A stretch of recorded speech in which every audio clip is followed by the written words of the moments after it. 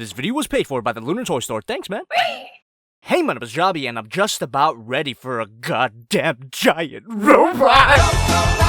If you missed part 1 of my solo Chogokin Megazord review, you can check out the link in the description. I talk about all the individual Zords, but before we get to making my monster grow, one more note about the Zords. All of the Zords have their good and bad points, but they do still feel like smaller parts of a larger whole instead of individual figures. But that's because they are smaller parts of a whole, and we're gonna talk about one of those wholes right now.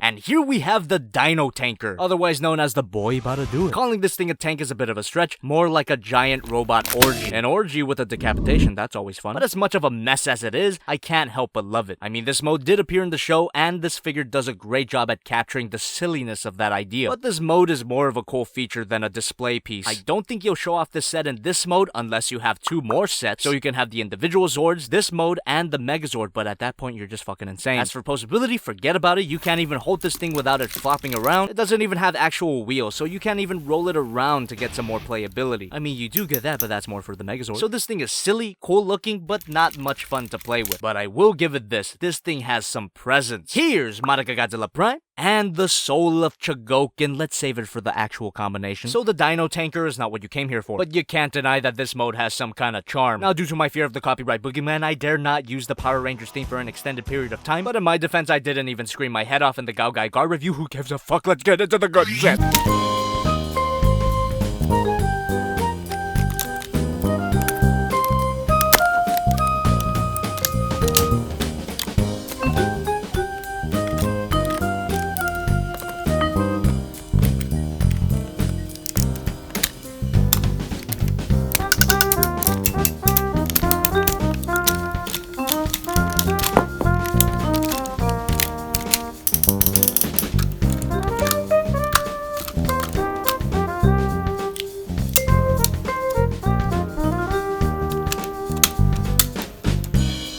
And finally, we have the Megazord, also known as Daizyujin if you're a fucking slant. But I gotta be completely honest with you, the Megazord looks...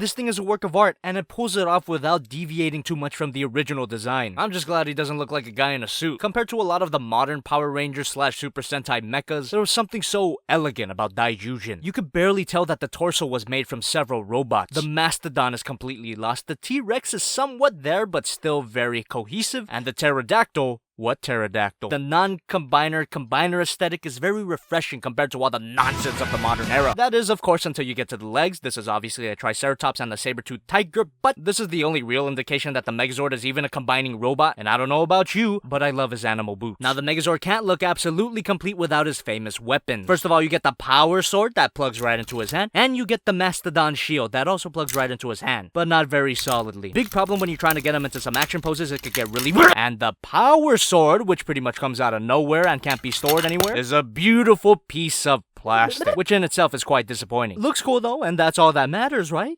No, the Megazord is kind of a chunky bastard, and I love the weight of this figure, but actually handling the figure is where my love starts to fade. I'm very sad to say that this figure is not the most solid, but I might be exaggerating a little bit. It's not completely terrible to handle, but there's just some areas that fuck off. $275. $275, and the arms don't even snap in. It seems like such a basic design oversight. I mean, I guess you can call it another elbow joint, but no, that's terrible. However, the loose thigh swivels are a bit more forgivable. I understand that the lower legs have a substantial amount of die cast in them, so it's bound to weigh down at the thigh at one point or another. Annoying, but understandable. What the fuck is the arms excuse? And I know what some of you Power Rangers fans are thinking. Why the Are you even complaining, you goddamn ingrate? The fact that a giant Megazord, a line of toys infamous for their lack of swivels, even has this is a godsend. And I gotta agree with you, it is pretty amazing. But because I couldn't afford to grow up with the Megazords when I was a kid, I'm not judging this figure as a Power Rangers fan, and I'm judging it as a Soul of Chogokin figure. I mean, my other beautiful baby boy kinda set a standard for me when it comes to the Soul of Chogokin line. And the Gai had a beautiful ball joint at the head, so why the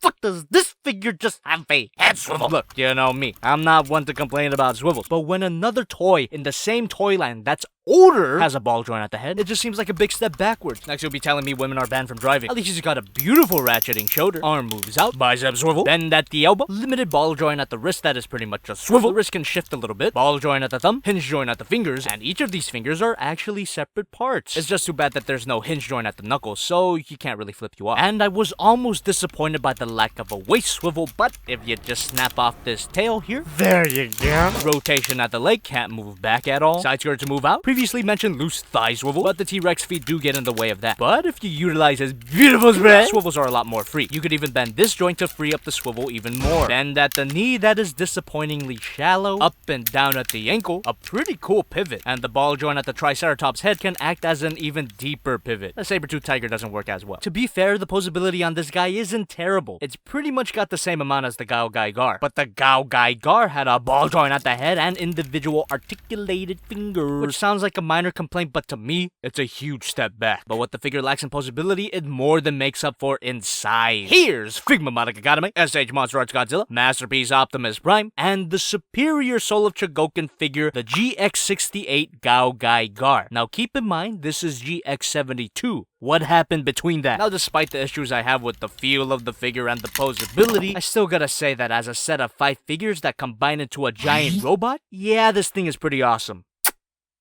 So I won't go so far as to give this thing just the hug, but I can't go as far as to give this thing the triple kiss, which to me is the greatest disappointment of all. I expect greatness when I buy a Soul of Chogokin figure, and unfortunately this guy didn't blow my mind, especially for the price I paid for it. The fuck outta here. Compared to most retailers though, $275 is a steal, which sucks. I almost feel unworthy of this figure. If I was a bigger Power Rangers fan and had more sentimental value attached to the franchise, I know that I would absolutely love this thing, but I can't say that I completely regret my purchase. I mean, the only reason I bought it in the first place is that I'm super into giant robots, especially transforming or combining ones. But $275, it's a bit much. But luckily for me, I had a little help from the Luna Toy Store! Everyone's best friend, the Luna Toy Store, actually took mercy upon me and helped me pay for the cost of the figure. They paid me $100, so essentially I only spent $175 on the figure, which is a lot more reasonable for me. If that doesn't show it's real between us, I don't know what does. Go check them out for me, please. And to my knowledge, they don't have the Soul of Chogokin Megazord in stock, but they do have a smaller and cheaper and probably more posable alternative. The fact that they're making new Mini-Pla based on the original Megazord design has got me all kinds of hot and bothered. And speaking of hot and bothered, fuck California! I'm sweating like shit in my closet, and that's probably why I sound overly bitchy. Because I actually don't hate the figure, I just kinda hate myself right now. But what can I do? Lie about my opinion for the sake of butthurt tokusatsu fans? Fuck no. I love the idea of this figure, and I even loved the build up to it. But now,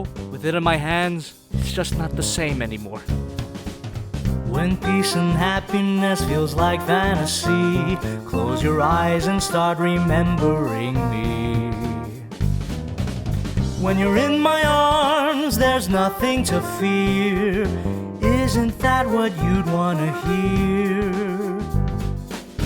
The truth, I'm sad to say, is love has dispersed over rocks and valleys, gone with the wind.